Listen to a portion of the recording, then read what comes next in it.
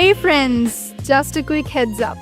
This podcast is all about fun, laughter, and a sprinkle of randomness. We're not experts, but we sure love to explore new ideas and share some laughs. So, buckle up and enjoy the ride. But remember, take what we say with a pinch of salt and a big smile. अरे यार, ये भी अच्छी नहीं है। इसमें तो बहुत अजीब लग रहे हैं और ये तो स्टोरी लायक भी नहीं है। हाय रब्बा, कोई तो मेरी हेल्प करो। ओए होए, क्या हुआ? खुद से क्या बातें कर रही है? भाई देखो ना, एक भी ढंग की पिक्चर नहीं आई। अब मैं क्या पोस्ट करूं आईजी पे? दिखा। अरे ये वाली अच्छी तो आई है। क्या अच्छी है? इसमें मेरी डबल चिन दिख रही है और इस वाली में तो सिर्फ एक्ने और डार्क स्पॉट्स ही दिख रहे हैं। कितना भी कंसील करूं पर पता नहीं कहाँ से दिख जाते हैं। How will I have skin like Aishwarya? AJAHKJDYSM। क्या? अच्छा जी, ऐसा है क्या? जज़ाकल्लाह, thank you so much. Aishwarya, अरे बनना है तो बन जाना, इतना कंसील मत किया कर। सिंपल। अरे समझ नहीं रहे आप। I feel uncomfortable in my own skin. Best तो क्या, बेटर भी नहीं लगता मुझे। क्या बोल दिया? तो फिर अब मेरी भी सुन। देख, अगर बैड ना होता तो क्या कभी गुड एग्जिस्ट करता? नहीं ना। और गुड ना होता तो बेटर की बात ही नहीं होती। और बेटर हो जाने पर भी बेस्ट का रोना, ये तो कुछ ज्यादा ही नाइंसाफी नहीं है? ये क्या बोल दिया? अरे मतलब you need not to think too much. After all these acne और डार्क स्पॉट्स या जो भी फ्लॉज हैं, दे बिलोंग्स टू यू। तेरा ही हिस्सा है। और एक बात कहूँ, ये फ्लॉज तुझे तू बनाते हैं, तुझे कंप्लीट करते हैं।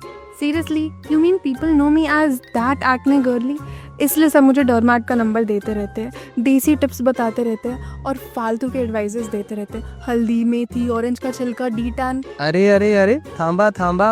अरे बोलने देगी, तेरी समस्या का हल अभी निकालते हैं। मगर उससे पहले जरा अपने लिसनर्स को ग्रीट तो कर ले। बेचारे कब से तेरी एक्ने एक दुख भरी कथा सुन रहे हैं। हाँ तो मैं क्या, हाँ जी लिसनर्स, थैंक यू जी for showing up again and loving us. स्वागत है जी आपका एक नए एपिसोड में। ओ हेलो असरदार जी, ठंड रखो, मुझे भी बात करने दो। तो मेरे प्यारे लिसनर्स, मैं मोनिका और ये श्रीमान हिमांशु जी स्वागत करते हैं आपका एक नए सफ़र में, जहां हम बात करेंगे कि कितनी ब्यूटीफुली फ्लॉड है हर एक चीज़ नेचर में, या we can say how things around us are imperfectly perfect. So without wasting any time, let's dive इन।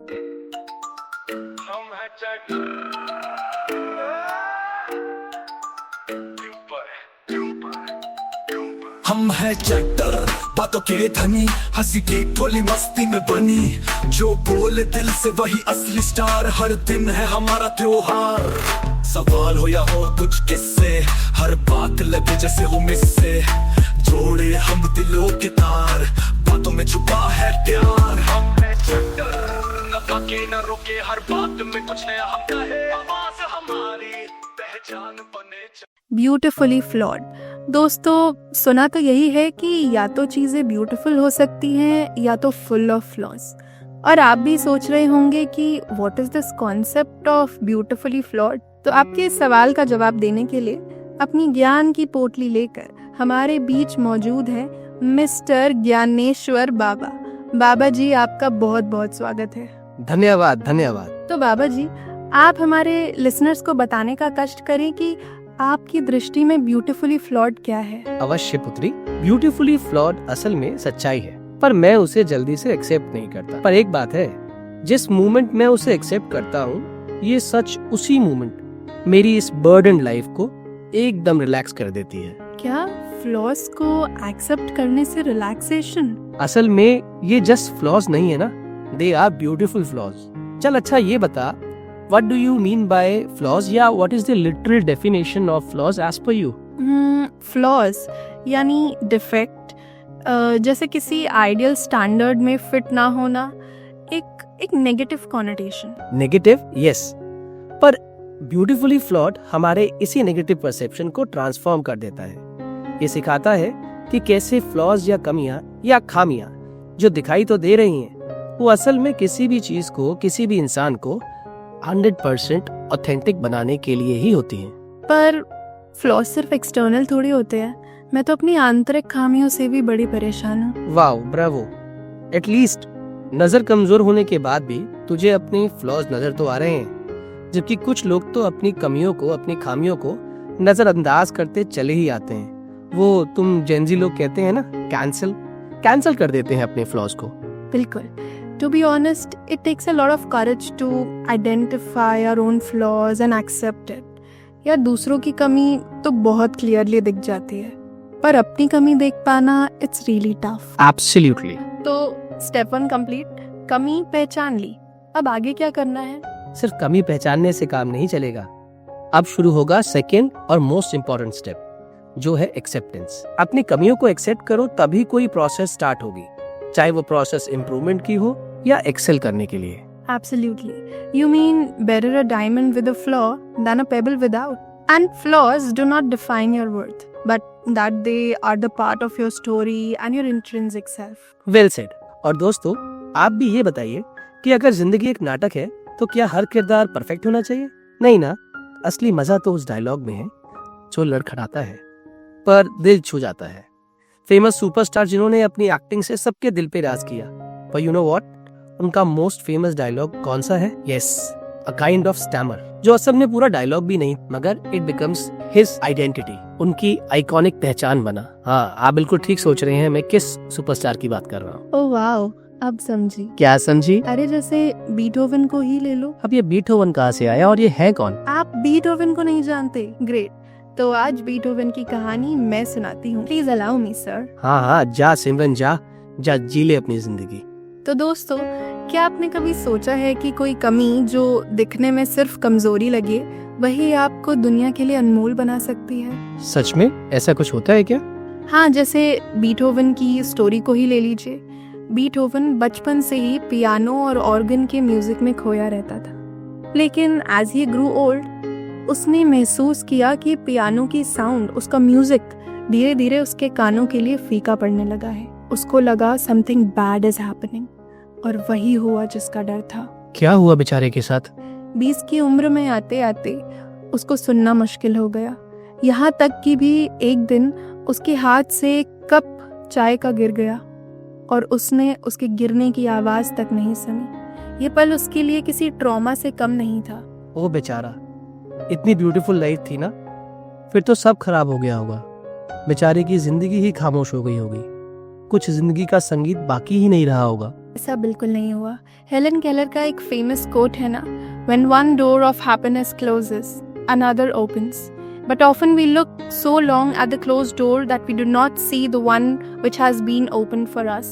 जब संगीत सुनने की शक्ति खत्म हो गई, तब उस पल, yes, that very moment, Beethoven realized and accepted the flaw that nature has gifted him with. He accepted that with courage and gratitude to Almighty. अरे ग्रैटिट्यूड कैसा और क्यों? बेचारे का सुनना ही बंद हो and you are asking about gratitude. Gratitude इसका कि अब उसे सुनाई देने लगा। ओह, तो ऐसा बोलना कि जिंदगी में कुछ मिरेकल हुआ। हाँ, मिरेकल हुआ, मिरेकल ऐसा जो लाइफ चेंजिंग था। अब उसे सुनाई देने लगा, पर बाहर का म्यूजिक नहीं, अपने अंदर का संगीत, the music of inner soul. अब वो नोट्स को कान से नहीं, दिल से महसूस करते थे। उनके ब्रेन ने म्यूजिक को एक नई डायमेंशन में क्रिएट करना शुरू कर दिया। जो फीलिंग्स वो सुन नहीं पाए, उन्हें इनर सोल ने खुद डिफाइन और क्रिएट किया। और इसी फ्लो में बीटहोवन ने अपनी लाइफ की मोस्ट ब्यूटीफुल सिम्फनी बनाई। Really inspiring. और वैसे यू आर राइट, फ्लॉज कहाँ नहीं होते, दोस्ती में देख लो। जैसे मेरा कोई दोस्त मुझे कभी रिप्लाई नहीं कर रहा, या कोई ऐसा दोस्त जो जरूरत से ज्यादा ऑनेस्ट हो गया, या कोई जो बहुत झूठ बोल रहा है, ये सारी बातें भूल जाता हूँ जब साथ बैठते हैं। लगता है यार यही तो असली दोस्त है, यही तो असली यारी है। BFF, बेस्ट फ्रेंड्स फॉरएवर नहीं, ब्यूटीफुली फ्लॉड फ्रेंडशिप, क्यों, है ना?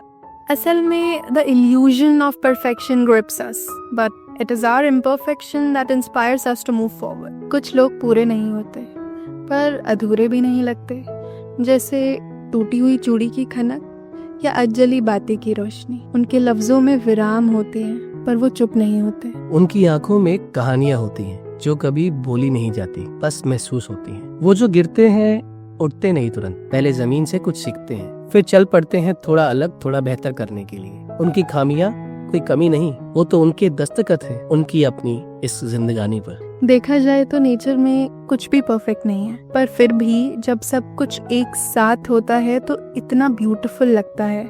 ऐसा लगता है सब परमात्मा ने कितनी सुंदरता से तराशा है। जैसे चांद में गड्ढे भी हैं, दाग भी हैं, पर किसी अंधेरी रात में उसी चांद की चांदनी कितनी ठंडक देती है। परफेक्ट, इतना परफेक्ट एक्सप्लेनेशन, वो भी एक इम्परफेक्ट बात का, मैंने तो आज तक नहीं सुना। And it help me to understand what beautifully flawed is.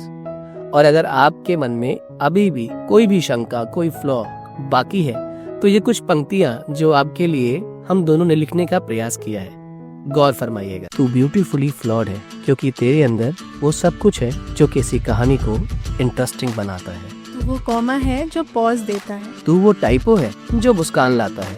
तो वो सीन है जो बार बार रिवाइंड रहता है। और अगर कोई कहे तू परफेक्ट नहीं, तो बस मुस्कुरा देना और कहना, भाई काश तुम राजा मौली होते तो मेरी इस फ्लॉज भरी कहानी पर मूवी बनाते। और सच बताऊं, वो मूवी ब्लॉकबस्टर हिट होती। तो ये था हमारा एक नजरिया, एक point of view, what beautifully flawed is to अस।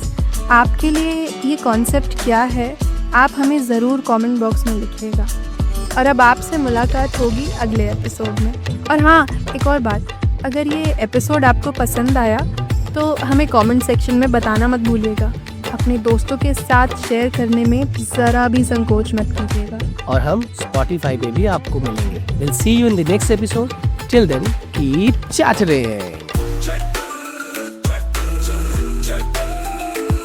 जो बोले दिल से वही चैटर।